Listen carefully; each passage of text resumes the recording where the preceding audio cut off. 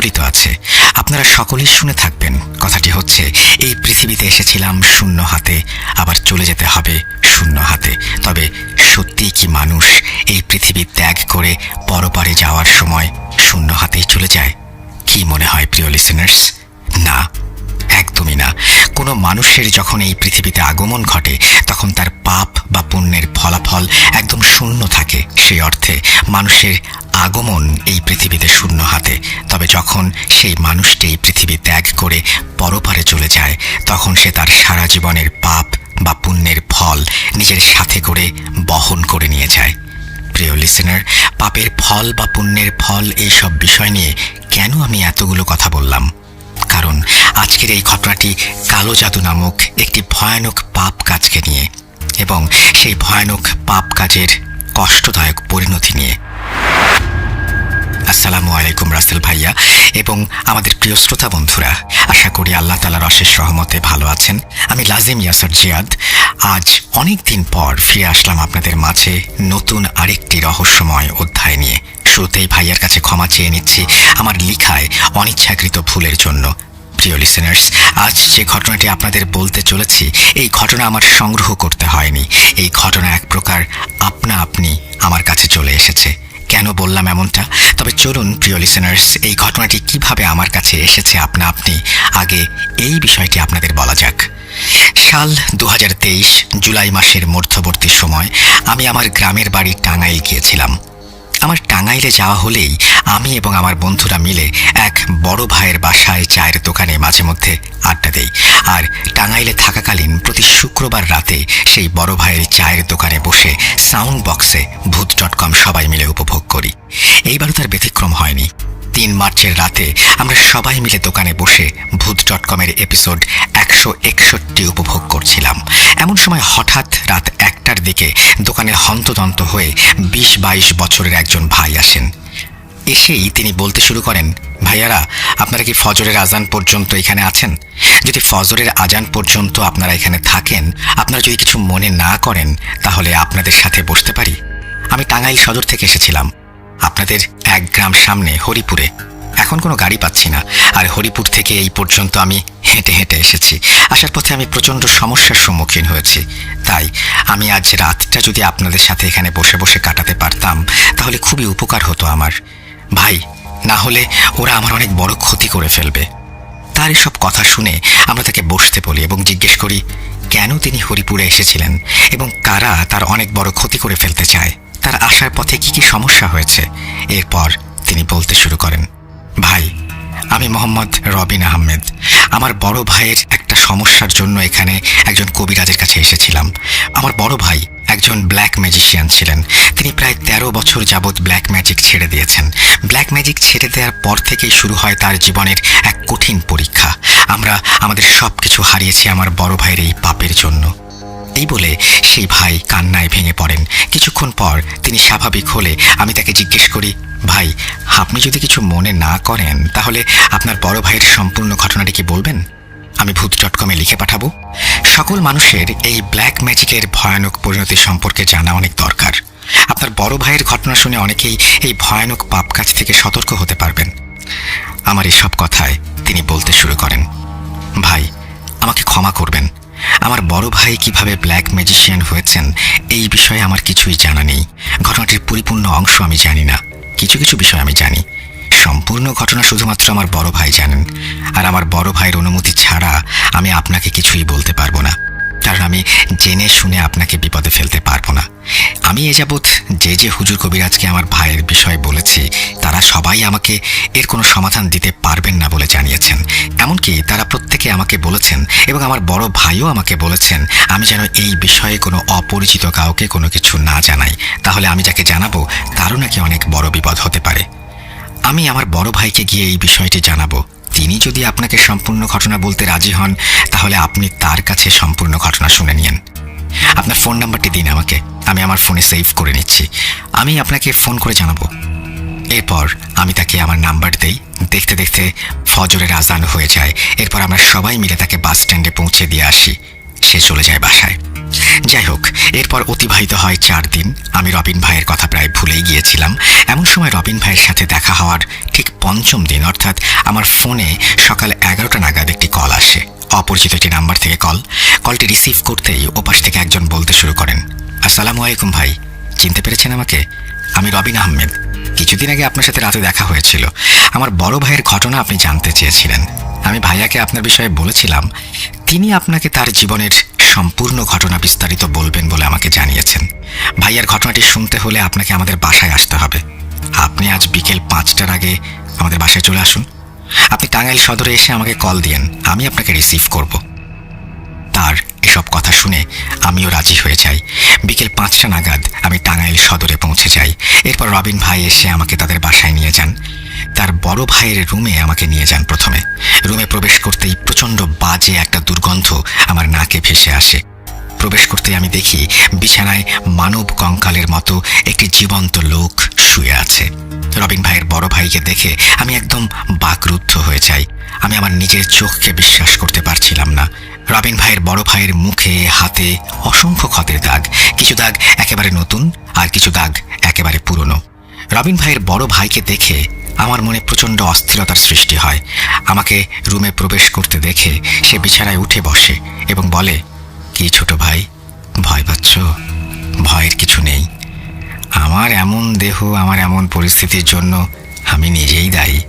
খোদার সাথে যে ব্যক্তি শিরক করেছে তাকে সবসময় কঠিন শাস্তি পেতে হয়েছে। আমার ছোট ভাই আমাকে তোমার কথা বলেছে। আমি মানুষকে আমার জীবন কাহিনী জানাতে চাই, কালো জাদু চর্চার ভয়ানক পরিণতি সম্পর্কে জানাতে চাই। এর জন্য আজ তোমাকে ডেকে নিয়ে এসেছি। আমার জীবনের ঘটনা শুনে যদি একটি মানুষ এই ভয়ানক পাপ কাজ করা বা করানো থেকে সতর্ক হয়, এতে আমি মানসিক শান্তি পাব। আমার দিন ফুরিয়ে যাচ্ছে, আমার সময় ঘনিয়ে এসেছে। এই বলে রবিন ভাইয়ের বড় ভাই তার জীবনের করুণ ঘটনাটি বলতে শুরু করেন। প্রিয় লিসেনার্স, রবিন ভাইয়ের বড় ভাইয়ের বলা সেই ঘটনা আপনারা মনে রাখবেন। এর কারণটা ঘটনার শেষের অংশে আপনারা জানতে পারবেন। চলুন চলে যাওয়া যাক ঘটনার গহীনে। বলছেন রবিন ভাইয়ের বড় ভাই।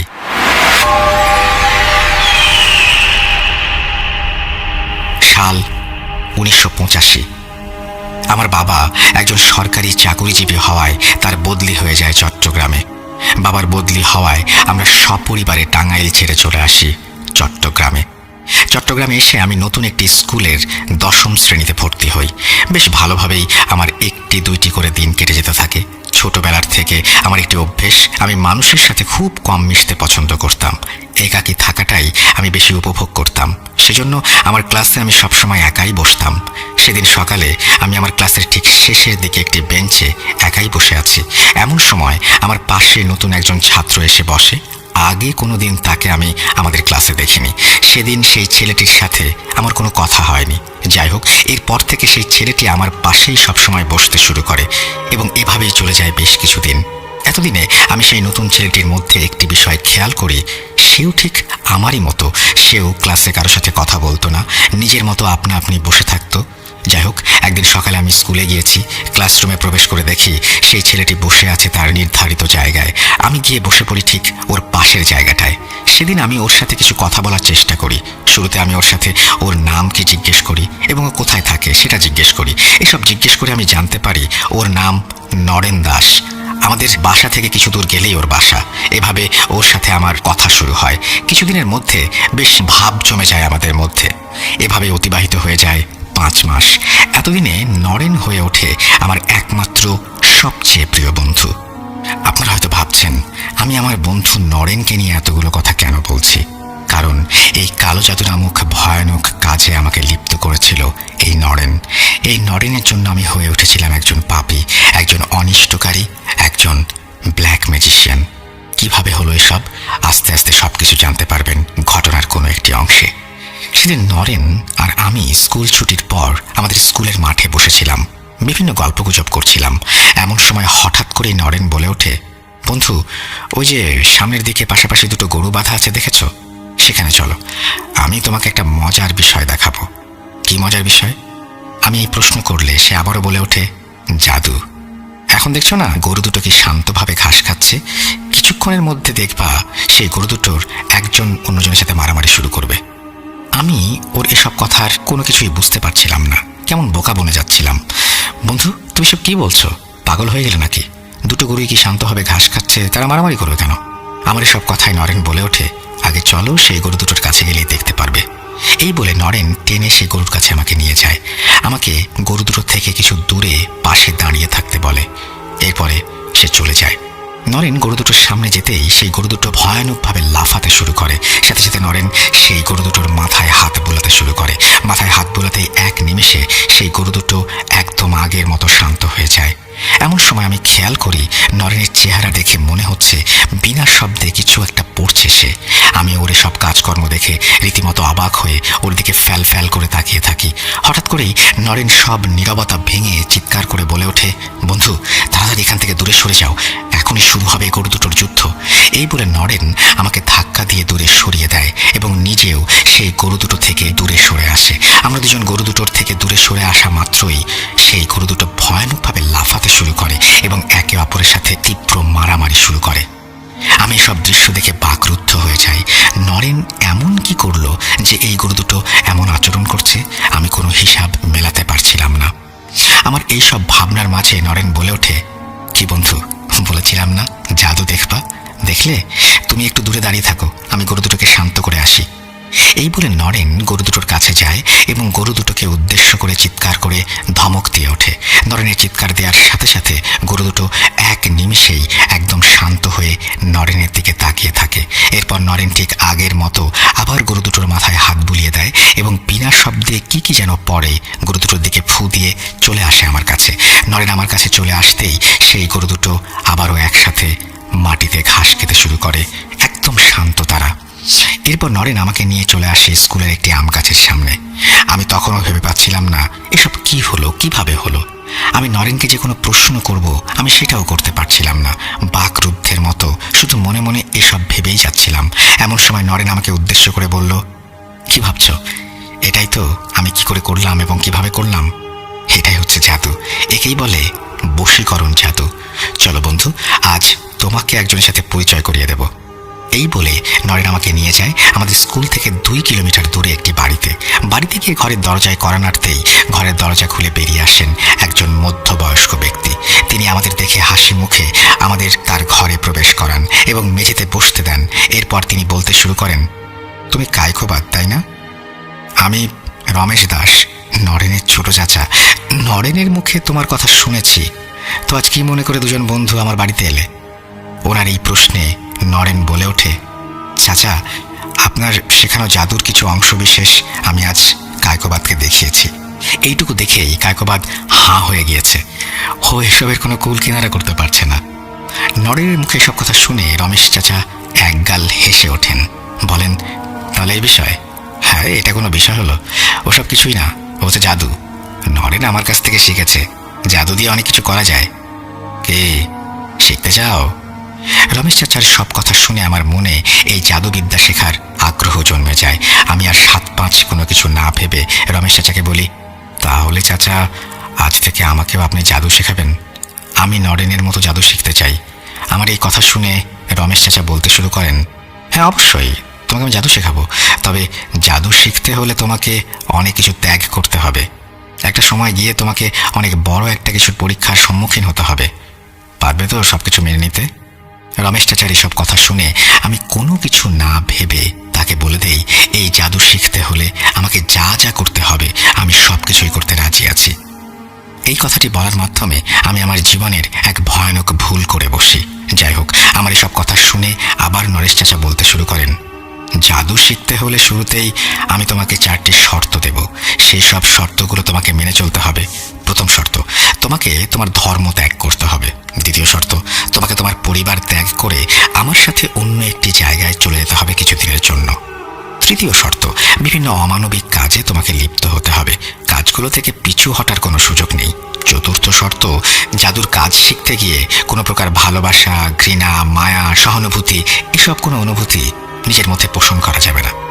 এখন আমি আমার এই 4টি শর্তের কারণগুলো তোমাকে বলছি, খুবই ভালোভাবে শুনবে। প্রথম শর্তের কারণ, কোনো ধর্মের মধ্যে থেকে তুমি কখনোই জাদুবিদ্যায় পারদর্শী হতে পারবে না। জাদুবিদ্যার অনেক কাজ নির্দিষ্ট কোনো ধর্মের মধ্য থেকে করা সম্ভব না, এজন্য তোমাকে ধর্ম ত্যাগ করতে হবে। দ্বিতীয় শর্তের কারণ হচ্ছে, এই এলাকা থেকে জাদুবিদ্যার কাজ সাধন করা খুবই কঠিন। এই এলাকায় থাকলে আমাদের অনেক কাজে বিঘ্ন ঘটবে। যখন তুমি আমার সাথে চলে যাবে এই স্থান ছেড়ে, তখন তোমার মনে তোমার পরিবারের জন্য একটা পিছুটান কাজ করবে। এতে করে তোমার বারবার পরিবারের কাছে ফিরে যেতে মন চাইবে। এর জন্য তোমাকে তোমার পরিবার ত্যাগ করতে হবে, কঠোর হতে হবে এখানে। তৃতীয় শর্তের কারণ, জাদুবিদ্যা শিখতে হলে তোমাকে নিজেকে অনেক প্রকার অমানবিক, অস্বাভাবিক, ভয়ানক কিছু কাজে লিপ্ত হতে হবে। এই পর্যায়ে এসব কাজের মাঝে তোমার মনে হবে তুমি যা করছো তা ঠিক নয়। এসব কিছু মনে হলেও তখন কোনোভাবেই তোমার এসব কাজ করা থেকে বিরত থাকা যাবে না। কাজ থেকে পিছু হটলে তুমি জাদুবিদ্যা শিখতে পারবে না। পিছু হটলেই কঠোর শাস্তি তোমাকে ভোগ করতে হবে। চতুর্থ কারণ, জাদুর কাজ শিখতে গিয়ে তোমাকে ঘৃণিত অনেক কিছু পান বা আহার করতে হবে। এমন অনেক কাজ করতে হবে যা খুবই ভয়ানক। এই জন্যই কোনো প্রকার ভালোবাসা, ঘৃণা, মায়া, সহানুভূতি এসব পোষণ করা যাবে না। কায়কোবাদ, তুমি এখন খুব ভালোভাবে চিন্তা করে দেখো, এরপর আমাকে বলো তুমি এই 4টি শর্ত মানতে পারবে কিনা। জাদুবিদ্যা শিখতে হলে এই 4টি শর্ত তোমাকে মানতেই হবে, না হলে তুমি জাদুবিদ্যা শিখতে পারবে না। জাদুবিদ্যা শিখতে পারলে তুমি অনেক অসাধ্য সাধন করতে পারবে। শুধু আমার এই কথাটুকু মনে রেখো, এখন সিদ্ধান্ত সম্পূর্ণ তোমার। রমেশ চাচার সব কথা শুনে আমি এক মুহূর্তের জন্য বাকরুদ্ধ হয়ে যাই। এই সকল শর্তগুলো কি মেনে চলা সম্ভব? নিজের ধর্ম, নিজের পরিবার ত্যাগ করা সম্ভব? এমন সব প্রশ্নের পাহাড় গড়ে উঠতে থাকে আমার মনে, কিন্তু এই সকল প্রশ্নের উত্তর তখন আমি খুঁজিনি। শয়তান আমার পুরো মনকে গ্রাস করে নিয়েছিল। তখন জাদুবিদ্যা রপ্ত করার এক পৈশাচিক আনন্দ জেগে বসেছিল আমার পুরো অন্তরে। আর কোনো প্রকার ভাবনা চিন্তায় না গিয়ে আমি রমেশ চাচাকে জানিয়ে দেই যে আমি তার সকল শর্ত মেনে নিতে রাজি আছি। এরপর রমেশ চাচা আবার বলতে শুরু করেন, আমি জানতাম তুমি পারবে। কাল থেকে শুরু হবে তোমার জাদুবিদ্যার শিক্ষা। তোমরা দুজনে কাল স্কুলের পর চলে আসবে, আমার বাড়িতেই আসবে। হ্যাঁ, আরেকটি কথা, ভুল করেও নিজের পরিবারের কাউকে এই বিষয়টি জানাবে না। এরপর নরেন এবং আমি চলে আসি রমেশ চাচার কাছ থেকে বিদায় নিয়ে। সেদিনই সেই সিদ্ধান্তটাই ছিল আমার জীবনের সবচেয়ে বড় ভয়াবহ সিদ্ধান্ত। সেই সিদ্ধান্তটির জন্যই আজ আমার এমন অবস্থা। আমি পুরো পরিবারকে হারিয়েছি এই একটি মাত্র ভুল সিদ্ধান্তের কারণে। এই ভুল সিদ্ধান্তটি আজ আমাকে বানিয়েছে আমার নিজ পরিবারের খুনি। এই সিদ্ধান্তটি আমাকে ভোগ করাচ্ছে নারকীয় শাস্তি। যাই হোক, সেই দিনটি ভালোই অতিবাহিত হয়ে যায়। তার পরের দিন থেকে শুরু হয় আমার জাদুবিদ্যা শিক্ষা। এভাবে অতিবাহিত হয়ে যায় 7টি মাস। আমি আস্তে আস্তে জাদুবিদ্যার প্রাথমিক কিছু ধাপ রপ্ত করতে পারি। এর মধ্যে একদিন রমেশ চাচা হঠাৎ করে আমাকে এবং নরেনকে উদ্দেশ্য করে বলেন, সময় এসে গেছে, আমাদের এই স্থানটি পরিবর্তন করতে হবে। আজ রাতেই আমাদের এই স্থান ত্যাগ করে চলে যেতে হবে অন্য কোথাও। তোমরা দুজন আজ রাতে চলে আসবে আমার বাড়িতে। আর একটি কথা খুবই ভালোভাবে মনে রাখবে, তোমরা কোনোভাবেই যেন নিজের পরিবারের কাছে ধরা না পড়ে যাও, কেউ যেন বিষয়টি না জানে। রমেশ চাচার কথা মতো সেদিন রাতেই আমি আর নরেন নিজেদের পরিবার ত্যাগ করে নিজেদের বাড়ির থেকে পালিয়ে চলে আসি রমেশ চাচার বাড়িতে। এরপর সেই রাতের আঁধারেই আমরা সবাই আমাদের গ্রাম ত্যাগ করে চলে আসি চট্টগ্রামের ফটিকছড়ির কাছে একটি পাহাড়ে। সেখানে পৌঁছে আমরা দেখতে পাই সেখানে আগের থেকে একটি কাঁচা ঘর নির্মাণ করা আছে। এই ঘরটি রমেশ চাচা আগে থেকে নির্মাণ করে রেখেছিলেন। যাই হোক, ফটিকছড়ির পাহাড়েই অতিবাহিত হয় আমার জীবনের 7টি বছর। এই 7 বছরের জাদুবিদ্যা শিক্ষায় আমি হয়ে উঠি একজন পাপিষ্ঠ মানুষরূপী শয়তান। অনেক ধরনের কালো জাদুর বিদ্যায় আমি হয়ে উঠি পারদর্শী। এই 7 বছরে আমি রপ্ত করি সর্পি চালান জাদু, মরণীকরণ জাদু, বশীকরণ জাদু, দৃষ্টিভ্রম জাদু, আত্মা আবদ্ধীকরণ জাদু, প্রেত সাধনা, এছাড়াও আরও অনেক কিছু। প্রিয় লিসনার্স, আমি জিয়াদ এখানে আপনাদের উদ্দেশ্যে কিছু কথা বলতে চাই। বিষয়টি হচ্ছে, কায়কোবাদ ভাই তিনি কিভাবে জাদুবিদ্যার বিষয়গুলো রপ্ত করেছিলেন, এই 7 বছরে তিনি কি কাজ করেছিলেন বা কিভাবে শিখেছিলেন, তিনি আমাকে এ সকল বিষয় বিস্তারিত বলেছিলেন। তবে আমি সেই বিষয়গুলোর বর্ণনা ঘটনাটিতে দিতে পারছি না। এর পেছনে কারণ হচ্ছে, এই বর্ণনায় এমন অনেক ভয়ানক এবং ঘৃণিত বিষয় রয়েছে যেগুলো আমাদের ঈমান নষ্ট করার জন্য যথেষ্ট। এবং এ সকল বিষয় শোনার মাধ্যমে আপনাদের মনের মধ্যে এই কালো জাদু নামক ভয়ানক পাপ সম্পর্কে আগ্রহ জন্ম নিতে পারে। এই সকল বিষয়গুলো শোনার মাধ্যমে যে কোনো মানুষ পথভ্রষ্ট হতে পারে। ঘটনার এই অংশটি উল্লেখ করতে না পারার জন্য আন্তরিকভাবে দুঃখিত। তো চলুন ফিরে যাওয়া যাক ঘটনায়। সাল 1993। একদিন খুব হঠাৎ করেই রমেশ চাচা আমাকে ডেকে বলেন, এখন সময় এসে গিয়েছে তোমার আমার থেকে আলাদা হওয়ার। জাদুবিদ্যায় তুমি এখন পারদর্শী, এখন তুমি চলে যাও আমার থেকে দূরে এবং তোমার বিদ্যার চর্চা করো। মনে রাখবে, জাদুবিদ্যার মাধ্যমে মানুষের উপকার সাধনে কোনো কাজ করবে না, কারণ মানুষের উপকারে যদি তুমি কাজ করো তাহলে তুমি তোমার প্রাপ্য মূল্যায়ন পাবে না এবং অর্থ উপার্জন করতে পারবে না। তুমি সর্বদাই এই জাদুবিদ্যার মাধ্যমে মানুষের ক্ষতি সাধনের কাজ করবে, তাহলেই তুমি তোমার প্রাপ্য মূল্যায়ন এবং অর্থ দুটোই উপার্জন করতে পারবে। আর আমার এবং নরেনের চিন্তা করবে না, নরেন আমার সাথেই থাকবে। ওর আমার থেকে আলাদা হওয়ার সময় এখনো আসেনি। আমার তোমাকে যদি কোনোদিন দরকার হয় ডেকে নেব। রমেশ চাচার কথা শুনে আমি প্রচণ্ড কষ্ট পাই। এতগুলো বছর আমি তার সাথে কাটিয়েছি। আমি সে সময় তাকে অনেকবার বলেছি আমি দূরে কোথাও যেতে চাই না, কিন্তু সে সময় তিনি আমার একটি কথাও শোনেননি। যাই হোক, এর পরদিন রমেশ চাচা আমাকে নিয়ে রেখে আসেন ফটিকছড়ির নাজিরহাট শহরে এবং তিনি আমার থাকা খাওয়ার ব্যবস্থা করে দেন এক বন্ধুর বাড়িতে। এরপর ধীরে ধীরে সেই এলাকায় আমার নাম বিস্তার লাভ করতে থাকে। বিভিন্ন মানুষ তাদের বিভিন্ন ঘৃণিত কাজ নিয়ে আমার কাছে আসতে শুরু করে।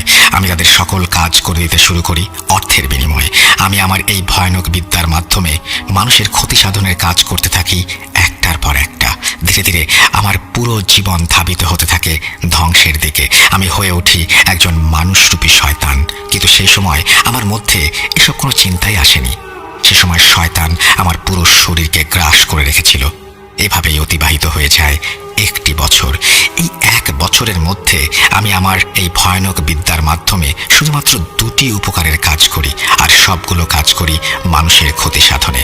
আমার করা এই দুটি উপকারের জন্য আজ আমি পাপ থেকে বের হতে পারছি। এই দুটি উপকার আজ আমাকে পাপ মুক্ত করেছে।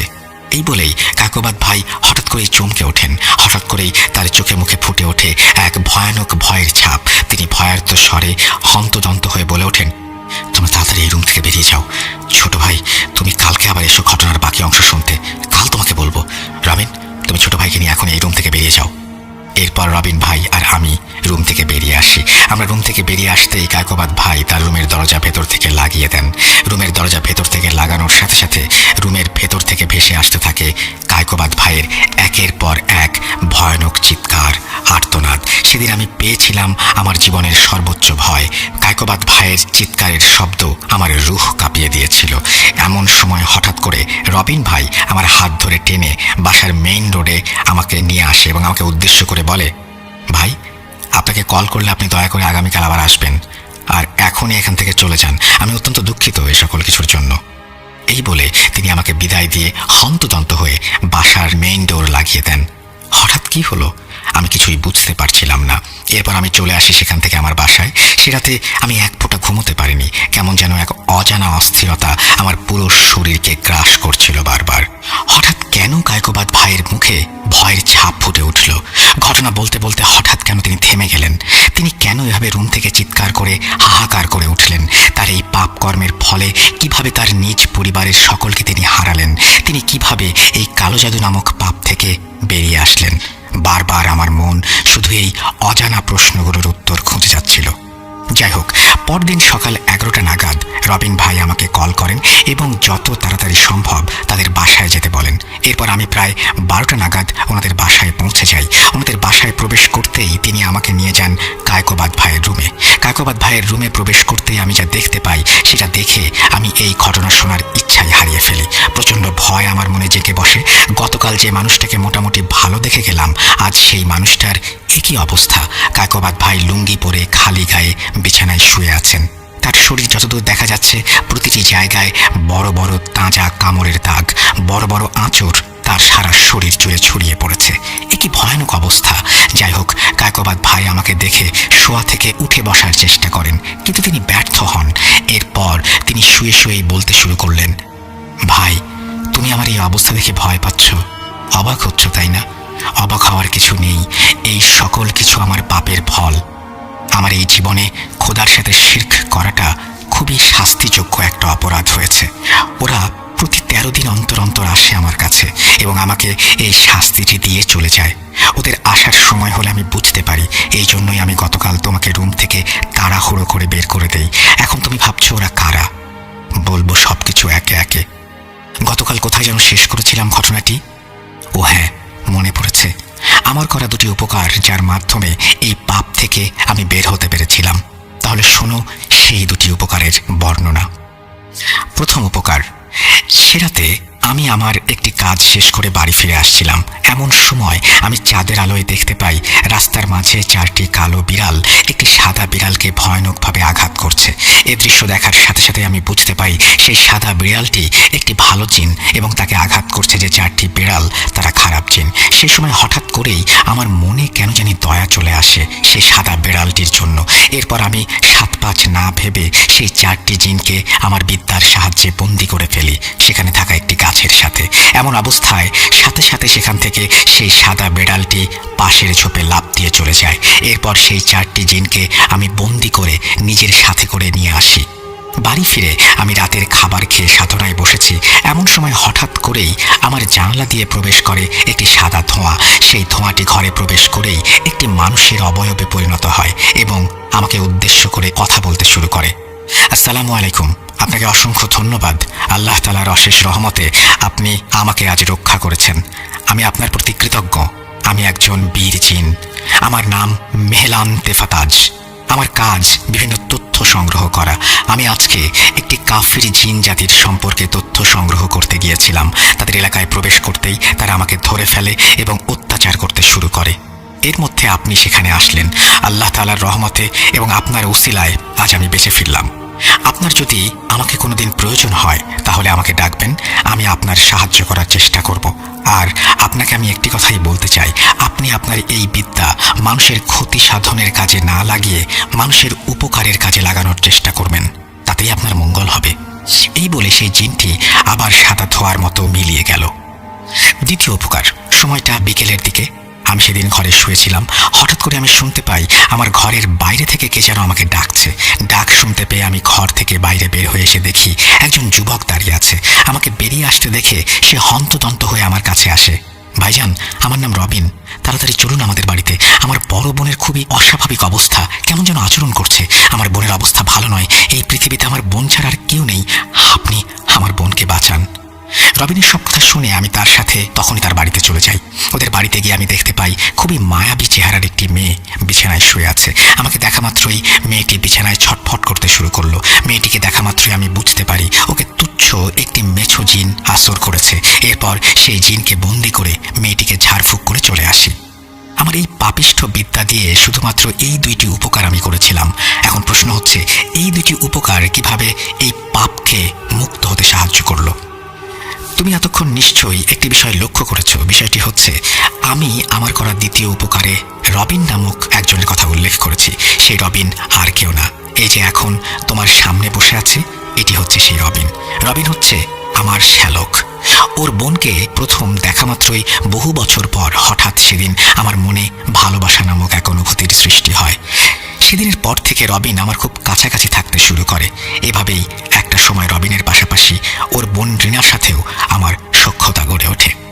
একদিন আমি আমার মনের সকল অনুভূতির কথা রিনাকে জানিয়ে দিই এবং বিয়ের প্রস্তাব দেই। রিনা আমার সকল প্রস্তাব এক নিমেষেই মেনে নেয়। রিনার পরিবার বলতে শুধু ওর ওই ছোট ভাই রবিন ছাড়া আর কেউ নেই।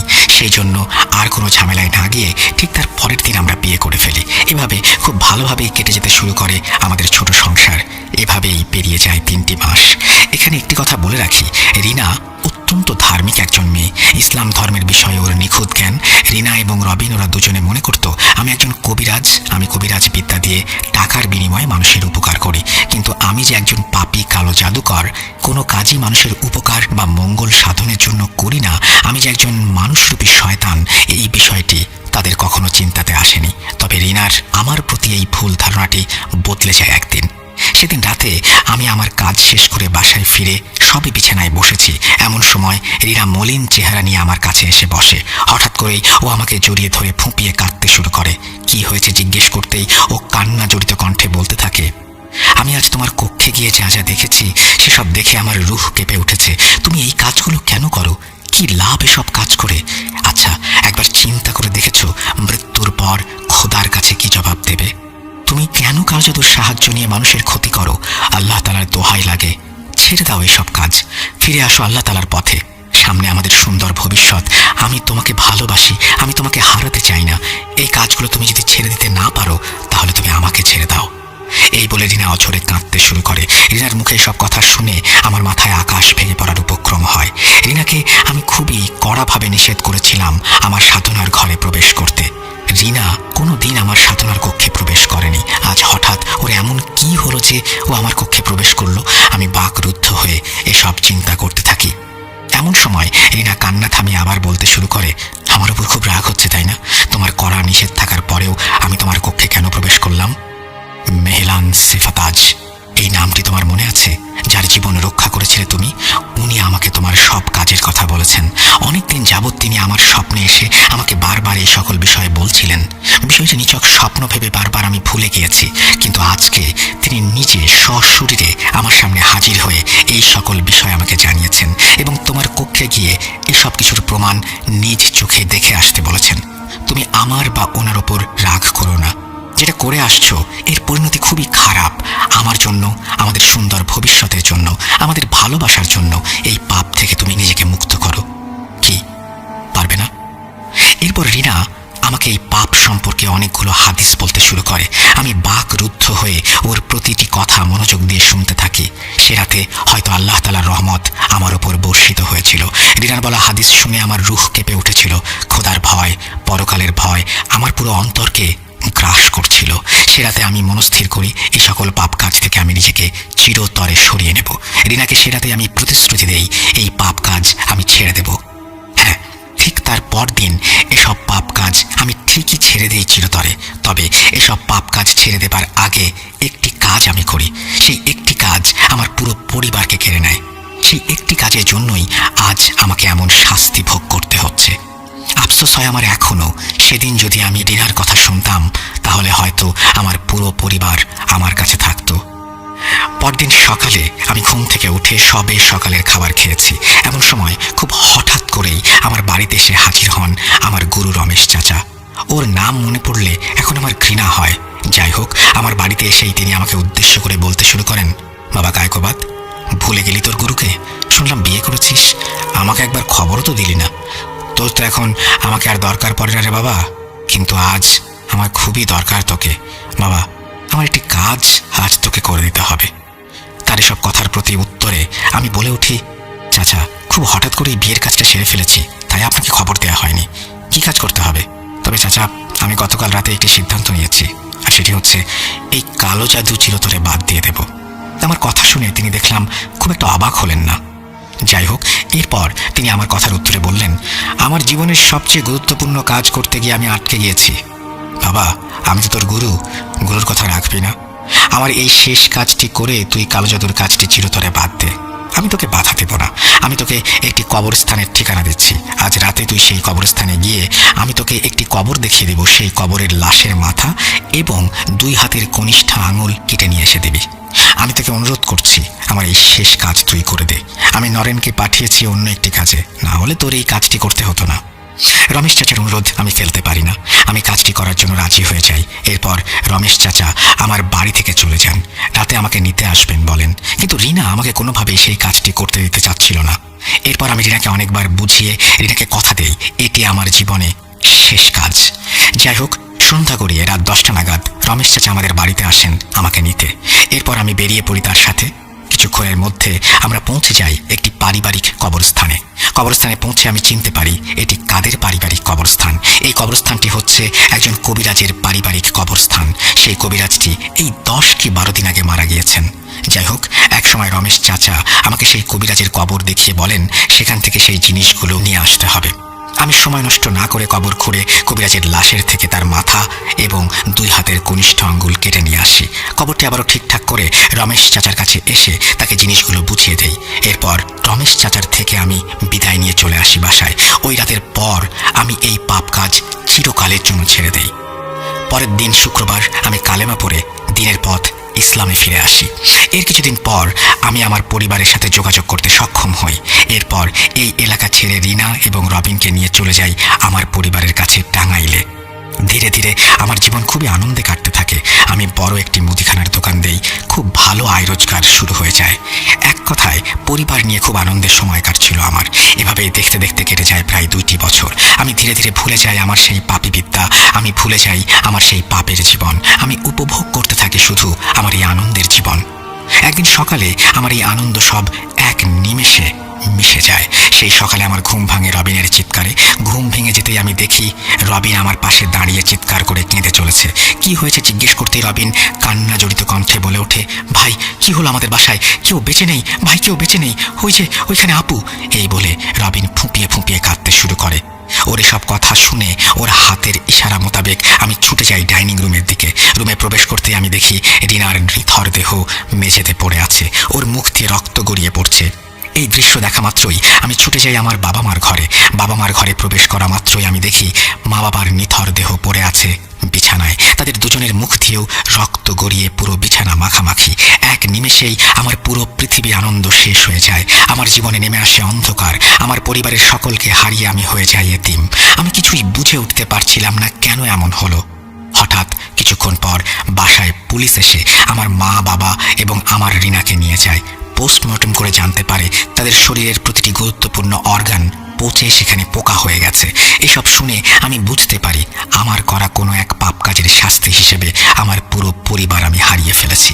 এমন অস্বাভাবিক অবস্থা দেখে পুলিশ কোনো তদন্ত না করে লাশ আমাকে হস্তান্তর করে। আমার পরিবার হারিয়ে আমি হয়ে যাই একদম একা। আমার কাছের মানুষ বলতে শুধু রবিন। হঠাৎ এমন কেন হলো এর কারণ আমি খুঁজে বের করতে চাই না, কারণ এসব কারণ খুঁজতে গেলে আমাকে আবার জড়াতে হবে সেই পাপে। এভাবে অতিবাহিত হয়ে যায় প্রায় 2 বছর। 2 বছর পর রাতে আমি আমার ঘরে ঘুমিয়ে আছি। এমন সময় হঠাৎ আমার গলায় প্রচণ্ড চাপ অনুভব করি। সাথে সাথে আমার চোখ খুলে যায়। চোখ খুলতে আমি দেখতে পাই অনেকগুলো কালো ছায়া আমার সামনে দাঁড়িয়ে আছে। হঠাৎ করে সেই ছায়াগুলো আমার ওপর ঝাঁপিয়ে পড়ে এবং আমি অনুভব করতে শুরু করি আমার পুরো শরীরে কামড়ের তীব্র যন্ত্রণা। প্রায় 10 মিনিট এভাবে আমি সহ্য করতে থাকি তীব্র যন্ত্রণা। 10 মিনিট পর সব কিছুই শান্ত হয়ে যায় এবং সেই ছায়াগুলো আমার চোখের সামনেই মিলিয়ে যেতে শুরু করে। এখন এভাবেই চলছে আমার জীবন। গতকাল সেই ছায়াগুলো এসেছিল আমার কাছে আমাকে শাস্তি দিতে। তারা প্রতি 23 দিন পর পর আমাকে এভাবে শাস্তি দিতে আসে। আমি কেন পুরো পরিবার হারালাম, কারা আমাকে এভাবে অমানবিক নির্যাতন করে, এই বিষয়টি এভাবে অজানা থেকে যাবে না। যখন সেই কালো ছায়াগুলো প্রথম এভাবে নির্যাতন করলো তার ঠিক 3 বছর পর সে রাতেও আমি বিছানায় ঘুমিয়ে আছি। এমন সময় হঠাৎ আমার ঘুম ভেঙে যায় এবং একটি সালামের শব্দেই আমার ঘুম ভাঙে। চোখ খুলতে আমি দেখতে পাই মেহলান সিফাত আজ তিনি আমার সামনে দাঁড়িয়ে আছেন। কিন্তু একই অবস্থা, তাকে খুবই রোগা জীর্ণ শীর্ণ দেখাচ্ছে। আমাকে চোখ খুলতে দেখেই সে আমাকে উদ্দেশ্য করে বলতে শুরু করে, গতকাল আমি আমার বন্দি দশার থেকে মুক্তি পেয়েছি। আমার এই এতগুলো বছর বন্দি অবস্থায় থাকার জন্য দায়ী আপনার ওস্তাদ রমেশ। আপনার পরিবারের সদস্যদের মৃত্যুর কারণ এই রমেশ একটা শয়তান। নিজের কাজ হাসিলের জন্য ওর ভাতিজা এবং আপনাকে এই কালো জাদুর শিক্ষা দিয়ে আপনাদের দুজনকে কালো জাদু বিদ্যায় সিদ্ধহস্ত করেছে। কারণ রমেশ শয়তানের সাথে সরাসরি যোগাযোগ স্থাপন করতে চেয়েছিল। বলতে পারেন এটি ওর জীবনের লক্ষ্য। শয়তানের সান্নিধ্য হাসিলের প্রথম ধাপ হলো সায়াকিন ফায়দানের সান্নিধ্য হাসিল করা। সায়াকিন ফায়দানের সুপারিশেই শয়তানের সাক্ষাৎ মিলবে। কালো জাদুর একটি নির্দিষ্ট প্রক্রিয়ায় 3টি কাজ সম্পূর্ণ করলে এই সায়াকিন ফায়দান শয়তানকে সুপারিশ করতে বাধ্য হবে। প্রথম কাজটি হলো কালো জাদুর নির্দিষ্ট প্রক্রিয়ার মধ্য দিয়ে এমন একজন পুরুষকে বলে দিতে হবে কালো জাদুর বিদ্যায় সিদ্ধহস্ত যিনি। বলে দেওয়ার ঠিক পরদিন সায়াকিন ফায়দান হাজির হবে এবং প্রশ্ন করবে তাকে কার মাধ্যমে ডাকা হয়েছে। এখানে মাধ্যম হচ্ছে এমন একজন ব্যক্তি যার জন্য এই সায়াকিন ফায়দান পূর্বে শয়তানের কাছে সুপারিশ করেছিল। মাধ্যমের নাম বলার পর সায়াকিন ফায়দান সেই মাধ্যমের মাথা ও 2 হাতের কনিষ্ঠ আঙুল চাইবে। এই কাজটি সম্পূর্ণ করার ফলে 3টি কাজের মধ্যে 2টি কাজ সম্পূর্ণ হবে। এই 2টি কাজ সম্পূর্ণ হলে তৃতীয় এবং শেষ কাজটি করতে হবে, যেটি হচ্ছে কালো জাদুর নির্দিষ্ট প্রক্রিয়ায় জাদুবিদ্যায় সিদ্ধহস্ত আরেকজন পুরুষকে বলি দেয়া। এই রমেশ আপনার ওপর সবসময় জিন দিয়ে নজর রেখেছে। সেটাতেই ও জেনে যায় যে আপনি এই পাপ কাজ ছেড়ে দেওয়ার সিদ্ধান্ত নিয়েছেন। এই জন্যই রমেশ ওই রাতেই ওপরের এই 3টি কাজের একটি সম্পূর্ণ করে এবং ওর ভাতিজা নরেনকে বলি দেয়।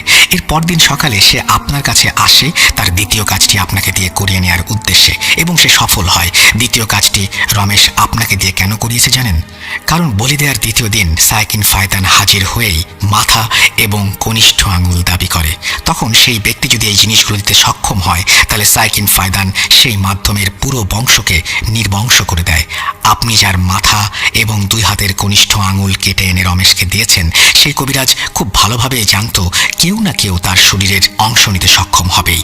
এই জন্য সেই কবিরাজ যে তার শরীরের অংশ নেবে তার সাথে প্রতিশোধ নেয়ার জন্য তার মৃত্যুর আগে 117 জন জিনকে নিযুক্ত করে গিয়েছিল, এই আদেশ দিয়ে যে যদি কেউ তার লাশ থেকে তার মাথা এবং 2 হাতের কনিষ্ঠ আঙুল কেটে নেয়, তাহলে তারা যেন সেই ব্যক্তির পরিবারকে ধ্বংস করে দেয়, এবং যে ব্যক্তি তার শরীরের অংশগুলো কেটেছে তাকে মৃত্যুর আগ পর্যন্ত জাহান্নামের শাস্তি ভোগ করায়। এর জন্য রমেশ আপনাকে দিয়ে এই কাজটি করিয়েছে। সেটাতে প্রথমে রমেশ আমাকে বন্দি করে যাতে আমি আপনাকে সতর্ক করতে না পারি। কিন্তু কি লাভ হয়েছে রমেশের এত পরিকল্পনা করে? রমেশের সামনে যখন সাইকিন ফায়দান হাজির হয়, তখন রমেশ একটা ভুল করে বসে। সে সেই সাইকিন ফায়দানকে বন্দি করার চেষ্টা করে। এর ফলে ওকে গ্রহণ করতে হয় মৃত্যু। আজ ওর জন্য আপনি ভোগ করছেন এতটা কষ্ট। আল্লাহ তাআলা আপনাকে মাফ করুন। এই বলে সেফাতাজ আমার কাছ থেকে বিদায় নিয়ে চলে যান। এই হলো আমার এই পাপ কাজের কঠিন পরিণতি। এই কালো জাদু এটি কারো উপকারে আসেনি। এই পাপ আমার কেড়ে নিয়েছে সব কিছু। আপনারা কেউ যদি এই পাপের সাথে জড়িয়ে থাকেন, তাহলে ফিরে আসুন। হাত জোর করে আমি বলছি, আমার জীবনের কাহিনী শুনে শিক্ষা নেয়ার চেষ্টা